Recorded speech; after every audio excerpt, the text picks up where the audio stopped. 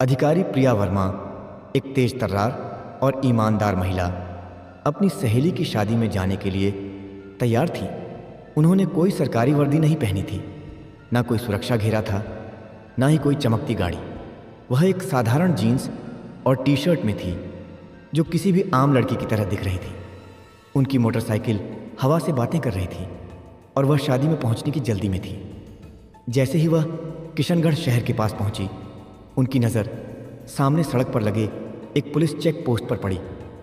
वहाँ 3-4 पुलिसकर्मी खड़े थे और उनके बीच इंस्पेक्टर अर्जुन सिंह अपनी वर्दी में पूरी अकड़ के साथ खड़ा था। उसकी नज़र प्रिया पर पड़ी और उसने तुरंत हाथ में लाठी उठाकर उन्हें रोकने का इशारा किया। प्रिया ने बिना किसी बहस के अपनी मोटरसाइकिल सड़क के किनारे लगा दी और शांत खड़ी हो गई। अर्जुन ने एक रफ्तार और सख्त आवाज़ में पूछा, कहाँ जा रही हो? प्रिया ने बहुत ही शांत और मधुर स्वर में जवाब दिया, एक सहेली की शादी है, वहीं जा रही हूँ। अर्जुन ने उन्हें सिर से पांव तक घूरा। वह 30 साल की एक खूबसूरत महिला थी। अर्जुन हंसते हुए बोला, अच्छा, सहेली की शादी में खाना खाने जा रही हो, लेकिन हेलमेट क्या तुम्हारे बाप ने पहनना था? क्यों नहीं पहना? और यह बाइक भी बहुत तेज चला रही थी। चलो, अब चालान कटेगा। यह कहते हुए उसने अपनी जेब से चालान की पर्ची निकालनी शुरू कर दी। प्रिया समझ गई कि उसकी नीयत ठीक नहीं है और यह सब एक बहाना है। उन्होंने कहा, सर, मैंने कोई कानून नहीं तोड़ा है। ओ मैडम, हमें कानून मत सिखाओ, अर्जुन झल्लाकर बोला। उसने पास खड़े एक कांस्टेबल की तरफ देखा और फिर प्रिया की ओर मुड़कर कहा, इसे सबक सिखाना होगा। अचानक अर्जुन ने अपना हाथ उठाया और प्रिया के गाल पर जोर से एक थप्पड़ मारा। बहुत सवाल कर रही है, जब पुलिस कुछ कहे तो चुपचाप मान लेना चाहिए, वह गुस्से में बोला। प्रिया का सिर एक पल के लिए घूम गया, लेकिन उन्होंने तुरंत खुद को संभाल लिया। उनकी आंखों में गुस्सा साफ झलक रहा था। अर्जुन हंसते हुए बोला, अभी भी इसकी आंखों में घमंड है। ऐसे कितनों को ठीक कर चुका हूं, इसे अच्छी तरह से सबक सिखाना होगा। एक कांस्टेबल आगे आया और बोला, सर, इसे थाने ले चलते हैं, वहीं इसका इलाज होगा, तब समझेगी कि पुलिस से कैसे बात की जाती है। फिर एक और कांस्टेबल ने प्रिया का हाथ पकड़कर खींचते हुए कहा, चलो गाड़ी में बैठो। प्रिया ने झटके से अपना हाथ छुड़ाया और गुस्से में बोली, हाथ लगाने की कोशिश मत करना, वरना अंजाम अच्छा नहीं होगा। इंस्पेक्टर अर्जुन और भड़क गया। उसने एक और कांस्टेबल से कहा, देखो इसका घमंड। कांस्टेबल आगे बढ़ा और प्रिया के बाल पकड़कर खींचने लगा। प्रिया दर्द से करा उठी।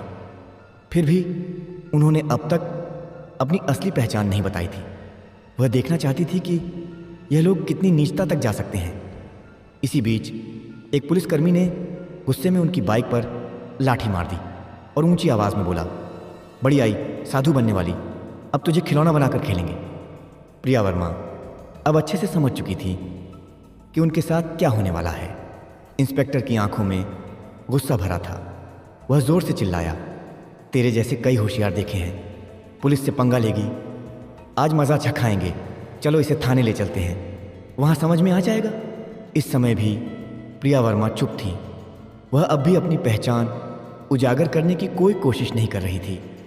वह देखना चाहती थी कि यह लोग प्रशासन की कितनी बदनामी कर सकते हैं और एक आम नागरिक पर किस हद तक जुल्म ढा सकते हैं। थाने में घुसते ही इंस्पेक्टर अर्जुन जोर से चिल्लाया, ओए कहाँ गए सब, चाय पानी लगाओ जल्दी, आज एक खास माल आया है। प्रिया वर्मा अब भी कुछ नहीं बोली, बस थाने की दीवारों को देखती रही। वह देख रही थी कि यह लोग उन निरीह लोगों के साथ कैसा व्यवहार करते हैं जो कभी आवाज़ नहीं उठाते। तभी एक कांस्टेबल इंस्पेक्टर अर्जुन की ओर झुककर फुसफुसाया, क्या केस है सर? इंस्पेक्टर ने हंसते हुए कहा, अरे कुछ भी नहीं, स्पीड ब्रेक करो या हेलमेट का बहाना मारो, जो मन हो लिख दो, बस अनवर करना है और इसका घमंड तोड़ना है, ज़्यादा सवाल मत कर। प्रिया सब कुछ सुन रही थी, लेकिन उनकी आंखें अब भी चुप थीं, मानो वह चाहती थी कि पुलिस की यह गिरावट खुद उनके ही मुंह से उजागर हो। इंस्पेक्टर कुर्सी पर बैठा हाथ में पेन लिया और टेबल पर घुमाने लगा। फिर प्रिया की ओर देखकर पूछा, नाम क्या है, कहाँ रहती है, किसकी बेटी है? प्रिया चुप रही। फिर इंस्पेक्टर बोला, सुनाई नहीं देता, नाम क्या है तेरा? लेकिन प्रिया की चुप्पी अब भी पत्थर की दीवार जैसी अडिग थी। तभी इंस्पेक्टर ने जोर से मेज पर हाथ मारा, इतनी जोर से कि आवाज़ पूरे थाने में गूंज उठी। फिर गुस्से से चिल्लाया, सुनाई नहीं देता, नाम बता जल्दी। प्रिया ने मुंह घुमाकर शांत स्वर में उत्तर दिया, जी राखी शर्मा।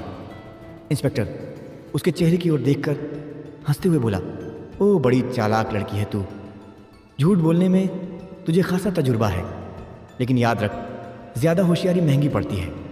एक भी गलती की तो पछताने का मौका तक नहीं मिलेगा। फिर प्रिया वर्मा को ज़बरदस्ती उस सड़ी हुई हवालात में डाल दिया गया जहां पहले से 2 कैदी मौजूद थे।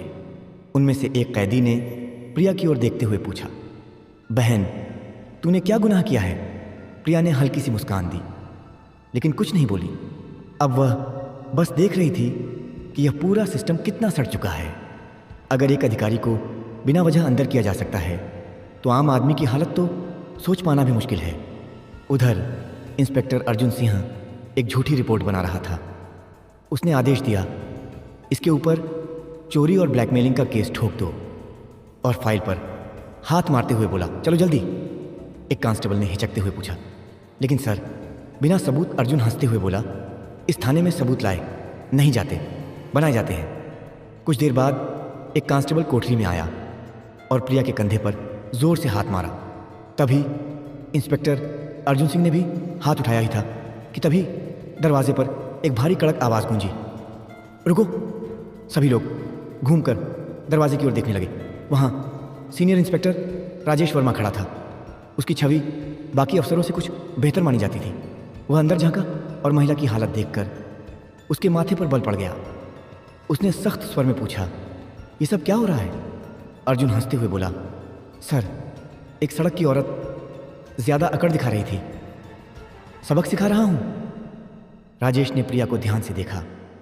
उनका व्यवहार किसी आम महिला जैसा नहीं लग रहा था। उसने पूछा, इसका अपराध क्या है? अर्जुन थोड़ा घबरा गया और बोला, अब सर चेकिंग में बदतमीजी कर रही थी। अब राजेश को शक होने लगा। उसने प्रिया से सीधे पूछा, तुम्हारा नाम क्या है? प्रिया फिर भी चुप रही। अर्जुन हंसते हुए बोला, देखिए सर, नाम भी नहीं बता रही है। अब राजेश पूरी तरह सतर्क हो गया। उसने सख्त आदेश दिया, इसे अलग कोठरी में रखो, अकेले। अर्जुन चौंक गया। लेकिन सर, राजेश ने कठोरता से कहा, मैं खुद इसके पास रहूँगा। उसके आदेश पर प्रिया को एक और अलग कोठरी में ले जाकर बंद किया गया। वह कोठरी पहले वाली से भी ज़्यादा बदबूदार और अंधेरी थी। प्रिया ने चारों ओर नज़र दौड़ाई। अब वह इस सड़े गले सिस्टम का असली चेहरा और भी करीब से देख रही थी। इसी बीच एक कांस्टेबल दौड़ते हुए आया और बोला, सर बाहर एक बड़ी गाड़ी खड़ी है। अर्जुन चौंक गया। पूछा, कौन सी गाड़ी? कांस्टेबल घबराते हुए बोला, सर सरकारी गाड़ी। अर्जुन तुरंत बाहर गया। गाड़ी के अंदर झांकते ही उसके होश उड़ गए। वो भागकर वापस आया और धीमी आवाज़ में बोला, सर। अर्जुन झुंझुलाकर बोला, क्या हुआ? कौन आया है? कांस्टेबल कांपते हुए बोला, सर कमिश्नर साहब आए हैं। अर्जुन का चेहरा पीला पड़ गया। राजेश वर्मा भी सतर्क हो गया। अब मामला सीधे ऊपर तक पहुंच चुका था। कमिश्नर साहब थाने में दाखिल हुए। उनकी आंखों में गुस्सा साफ झलक रहा था। उन्होंने अर्जुन की ओर देखकर सख्त स्वर में पूछा, इंस्पेक्टर अर्जुन, ये क्या तमाशा चल रहा है यहाँ? अर्जुन घबरा गया और बोला, कुछ नहीं सर, एक छोटा सा केस है बस। कमिश्नर साहब ने टेबल से फाइल उठाई और ध्यान से पढ़ने लगे। उनके माथे पर शिकन आ गई। फिर वह कोठरी की तरफ झांके और बोले, ये कौन है? अर्जुन तुरंत बोला, सर इस महिला पर 420 और धोखाधड़ी का केस है। कमिश्नर ने सीधा सवाल किया, तुम्हारे पास सबूत है?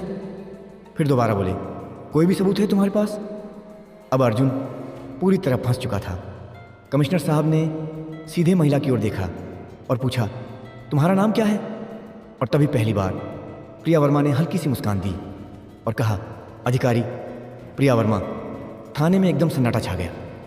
हर चेहरा पीला पड़ गया। अर्जुन के हाथ पांव कांपने लगे।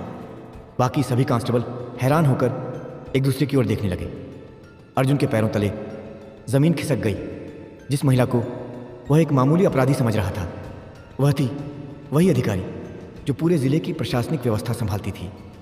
वह कोई आम औरत नहीं थी, वह थी स्वयं अधिकारी प्रिया वर्मा। जब यह सच्चाई सबके सामने आई, पूरे थाने में हड़कंप मच गया। कमिश्नर साहब ने तेज गुस्से से भरी नज़र से इंस्पेक्टर अर्जुन की ओर देखा और गरजते हुए बोले, अर्जुन, तुझ में इतनी हिम्मत आई कैसे कि तू एक सीनियर ऑफिसर पर झूठा आरोप लगाने की जुर्रत कर बैठा। अर्जुन कुछ बोलने की कोशिश कर ही रहा था कि तभी पास में खड़े सीनियर इंस्पेक्टर राजेश वर्मा जोर से बोले, सर, मैंने पहले ही कहा था कि यहाँ कुछ ना कुछ गड़बड़ है। अब अर्जुन पूरी तरह अकेला पड़ चुका था। तभी पहली बार प्रिया वर्मा ने अपनी शांत लेकिन दृढ़ आवाज़ में सीधा फैसला सुना दिया, अर्जुन, अब तेरी नौकरी गई, तेरा सस्पेंशन पक्का और तेरे खिलाफ अब केस भी चलेगा। यह सुनते ही अर्जुन का चेहरा जैसे सफ़ेद पड़ गया। राजेश वर्मा ने तुरंत आदेश दिया, हवलदार साहब, इसे पकड़ो और लॉकअप में डालो। लेकिन तभी अर्जुन ने अपनी जेब से एक मुड़ा हुआ कागज़ निकाला और मुस्कुराते हुए बोला, रुको मैडम, ये पहले देख लो, फिर जो करना हो कर लेना। उसने कागज़ आगे बढ़ाया। कमिश्नर और प्रिया दोनों की नज़रें एक साथ उसकी ओर गई। अर्जुन बोला, ये लो मेरा ट्रांसफ़र ऑर्डर। 3 दिन पहले ही मेरा तबादला हो चुका है। अब चाहे तुम जितना भी गुस्सा करो, मुझे नौकरी से नहीं निकाल सकती। पूरे थाने में फिर एक बार सन्नाटा छा गया। प्रिया ने वह कागज़ हाथ में लिया और ध्यान से पढ़ा। कमिश्नर ने राजेश वर्मा की ओर तीखी नज़र डालते हुए कहा, जाओ देखो यह कागज़ असली है या सिर्फ दिखावा। राजेश ने कंप्यूटर रिकॉर्ड खंगाला और फिर सिर उठाकर बोला, सर, यह असली है, लेकिन अब तक इसने नए इंस्पेक्टर को चार्ज नहीं सौंपा है। यानी अभी तक यहाँ का आधिकारिक इंस्पेक्टर यही है और सारे कुकर्म इसी के कार्यकाल में हुए हैं। अब इसे कोई नहीं बचा सकता। प्रिया वर्मा ने अर्जुन की आंखों में आंखें डालकर कहा, अब तेरा नया ठिकाना वहीं होगा जहाँ तू दूसरों को डाला करता था। कमिश्नर ने भी सिर हिलाकर उनकी बात पर अपनी मोहर लगा दी। जैसे ही 2 कांस्टेबल उसे पकड़ने आगे बढ़े, अर्जुन फिर से चाल चल गया और ज़ोर से बोला, रुको मैडम, मैं अकेला नहीं हूँ। क्या आपको लगता है कि सारा दोष सिर्फ मेरा है? फिर वह थाने के बाकी पुलिस वालों की ओर इशारा करते हुए बोला, यह सब मेरे साथ थे, ऊपर तक सब शामिल हैं। इतना कहते ही कुछ पुलिसकर्मियों के चेहरों का रंग उड़ गया। राजेश वर्मा हालात को भांप कर एक एक करके सभी की ओर शक की नज़रों से देखने लगे। प्रिया वर्मा ने शांत लेकिन दृढ़ स्वर में कमिश्नर की ओर देखते हुए कहा, अब इस पूरे थाने को साफ करना होगा, कोई नहीं बचेगा। कमिश्नर ने भी सिर हिलाते हुए कहा, जो हुक्म मैडम, अब एक एक करके सबका हिसाब लिया जाएगा। यह बात मुंह से निकलते ही थाने के भीतर बिजली सी गिर गई। थाने के बाहर कुछ पत्रकार पहले से खड़े थे। मुझे कुछ नहीं होगा। प्रिया वर्मा का काम पूरा हो चुका था। उन्होंने साबित कर दिया था कि अगर मन साफ हो, नीयत सच्ची हो तो पूरा देश भी सुधारा जा सकता है। तो दोस्तों, अगर यह कहानी पसंद आई हो तो लाइक करें और चैनल को सब्सक्राइब करें। बेल आइकन का बटन भी दबाएं। धन्यवाद।